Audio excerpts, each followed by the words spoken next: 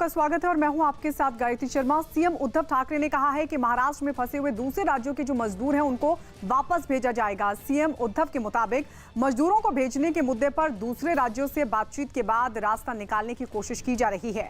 उद्धव ने कहा कि महाराष्ट्र सरकार रोजाना 5.5 से 6 लाख मजदूरों को रोजाना खाना दे रही है, तो महाराष्ट्र सरकार की तरफ से अब इंतजाम किया जाएगा। जो मजदूर महाराष्ट्र में है दूसरे राज्यों के, उनको उनके राज्यों तक पहुंचाया जाए। इस सब के बीच आपको ये भी बता दें कि आज ही हमने रिपोर्ट दिखाया था किस तरीके से यूपी और मध्य प्रदेश के बॉर्डर पर लोग फंसे हुए हैं, झांसी में लोग फंसे हुए हैं। वो मजदूर जो महाराष्ट्र, मध्य प्रदेश, इन राज्यों से वहां पर पहुंचे हैं और सवाल भी उठाया था। उसके बाद अब उद्धव सरकार ने क्या कहा, जरा सुनिए।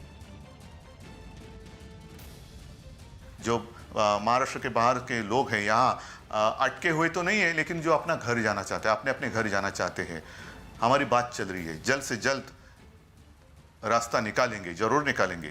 लेकिन एक बात जरूर, ट्रेन तो नहीं शुरू होने वाली, कोई भीड़ नहीं चाहिए। अगर भीड़ होगी तो वापस पाबंदी लगानी होगी। जो भी सूचनाएं सरकार की ओर से मिलेगी आप तक पहुंच जाएंगी, और जब भी संभव होगा सारे लोगों को अपने अपने गांव, अपने अपने घर, जैसे महाराष्ट्र है, उत्तर प्रदेश है, बिहार है, अन्य राज्य है, एक दूसरे की सहायता करते करते हम ये आदान प्रदान करेंगे।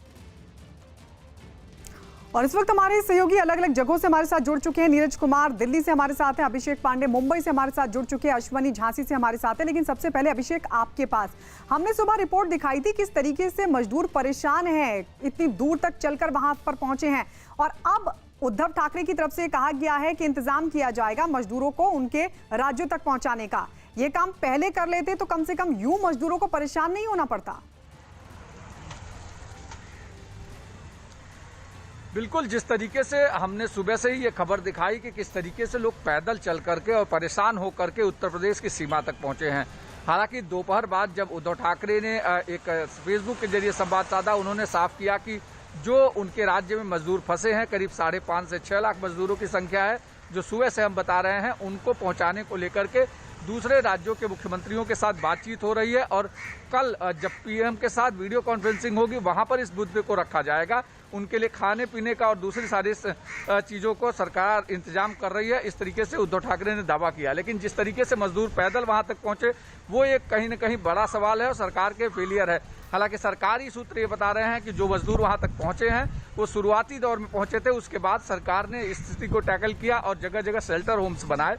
लेकिन उद्धव ठाकरे ने एक बात और साफ किया कि 3 तारीख के बाद भी ट्रेनें नहीं चलने वाली हैं। यानी जो लोग ये अपेक्षा कर रहे थे, जो लोग ये आशा लगा रहे थे कि ट्रेनें चलेंगी और वो अपने गाँव तक पहुँचेंगे, फिलहाल ट्रेनें नहीं चलेंगी। दूसरे अल्टरनेट उपाय किस तरीके के हो सकते हैं, उसको लेकर के दूसरे राज्यों के मुख्यमंत्रियों के साथ बातचीत हो रही है।